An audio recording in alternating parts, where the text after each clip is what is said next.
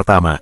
Sebelum pergi ke latihan, dia pulang ke rumah untuk mengucapkan selamat tinggal kepada ibu dia, yang hanya memberikan dia satu nasihat yang penting.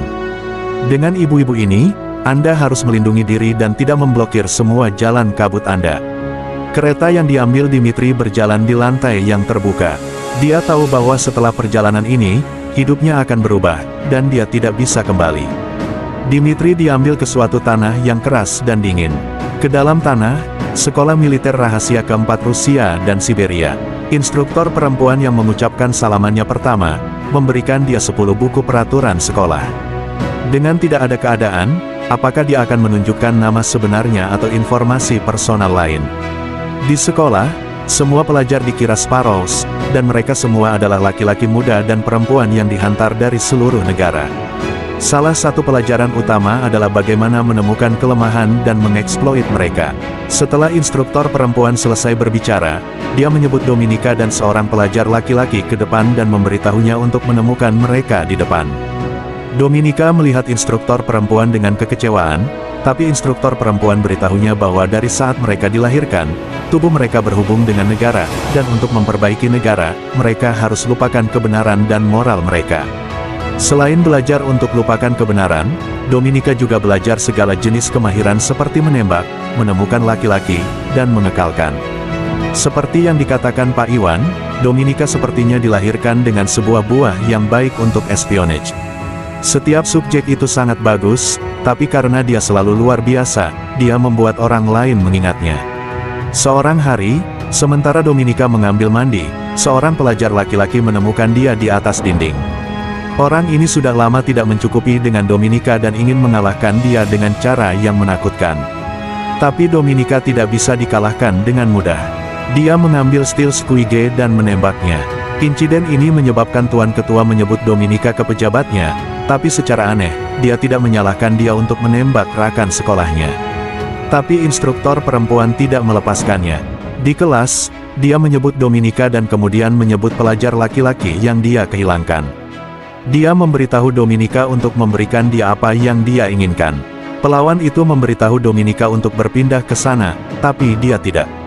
Dia langsung mengambil semua pakaiannya di depannya. Melihat Dominika begitu jujur, dia kehilangan keinginan untuk memiliki dia, memasukkan pakaiannya, dan meninggalkan dia seperti seorang penjahat. Sebenarnya, Dominika melihat bahwa apa yang dia inginkan adalah kekuatan. Tuan Ketua merasa bahwa pelajar ini telah memastikan arti membaca pikiran orang lain, jadi dia membiarkannya untuk belajar dan mengirimnya kembali ke Rusia. Selepas Dominika kembali ke rumah, telepon Ivan datang. Dominika kemudian pergi ke restoran untuk bertemu dengan Ivan. Dia memberikan dia misi pertama. Beberapa bulan lalu, Nash, seorang Spicia di AS, secara rahasia bertemu dengan informannya di sebuah park di Rusia untuk menggabungkan intelijensi. Pada saat itu, sebuah mobil patroli polisi berlalu. Melihat informannya ditolak oleh mobil patroli polisi, Nash langsung menolak pistolnya dan menembak beberapa peluang untuk menarik perhatian polisi. Dengan ini, dia menyelamatkan informannya. Nash berlari ke embasi AS dan selamat. Nash kemudian kembali ke AS selama beberapa waktu. Agensi keamanan Rusia telah menemukan bahwa dia berada di Budapest, Eropa.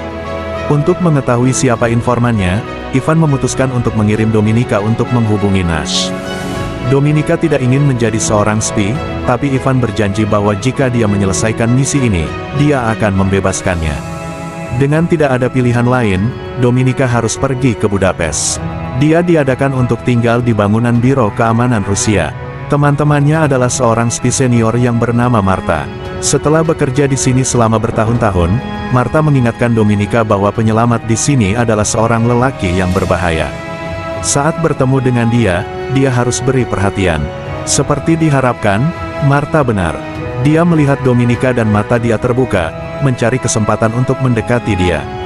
Tapi Dominika tidak peduli dengan lelaki-lelaki ini. Dia belajar dari informasi dalam dokumen bahwa Nash suka berlari setiap hari. Jadi dia mengekori dia secara rahasia dari pool berlari sepanjang hari. Pada malam, dia mencari rambut-rambutnya. Pada hari berikutnya, dia menerima kartu di pool berlari. Ketika memasukkan informasi pribadi, Dominika berhentian selama sedikit dan akhirnya mencari kartu penyelamat dengan nama palsu. Dia kemudian menulis nama sebenarnya, yang sama seperti menunjukkan identitas sebenarnya kepada musuh. Dominika, memakai pakaian berenang yang seksi, berjalan lewat Nash, dengan terbuka menarik perhatiannya. Dan ketika dia meninggalkan pool berlari, Nash mengundangnya kembali. Tak terlalu terang, Nash telah merasakan kehadirannya sejak kemarin. Dia juga mengakui bahwa dia telah mencari rambutnya. Ini menunjukkan bahwa dia tahu Dominika telah menerimanya dengan terbuka. Mendengar ini, Dominika berada di bus dengan mood yang sedikit berat. Tapi ketika bus pergi, hari berikutnya, Dominika pergi ke pool berlari, seperti biasa. Tapi Nash tidak ada di mana untuk dilihat hari ini. Ketika dia menarik kartu penyelamat, stafnya tidak bisa menemukan form informasi dia. Ternyata form registrasi dia telah ditolak oleh Nash, yang telah menginvestigasi informasi sebenarnya Dominika. Dia kemudian menerimanya kepada penyelamatnya, yang belajar bahwa dia selalu menjadi penari dan, lebih penting, bahwa dia adalah perempuan-perempuan pemerintah agensi kepercayaan Rusia. Selain itu, Nash merasa bahwa wanita ini menggunakan nama sebenarnya, yang pasti memiliki motif yang hilang. Beberapa alasan yang membuatnya memutuskan untuk melihat apakah dia bisa menangkan wanita ini. Hari berikutnya, di pembukaan minuman internasional, Nash bertemu dengan Dominika lagi, dan mereka mengetahui identitas mereka. Mereka mulai berbicara tanpa kebendahannya. Nash membuatnya jelas bahwa dia ingin berkawan dengannya. Jadi mereka bersetuju untuk makan malam bersama-sama hari berikutnya. Pada malam itu, Dominika kembali ke rumah dan menemui bahwa Marta tidak ada di ruang. Jadi dia secara rahasia mencari ruang, dan akhirnya menemukan bagian kertas minyak di gap di sudut dinding di dalam di mana ada banyak foto intim Marta dan wanita Amerika. Sebuah diari mengatakan bahwa wanita ini adalah tentu ketua staf di US. Pada saat ini, Dominika mendengar suara pintu membuka saat Marta kembali.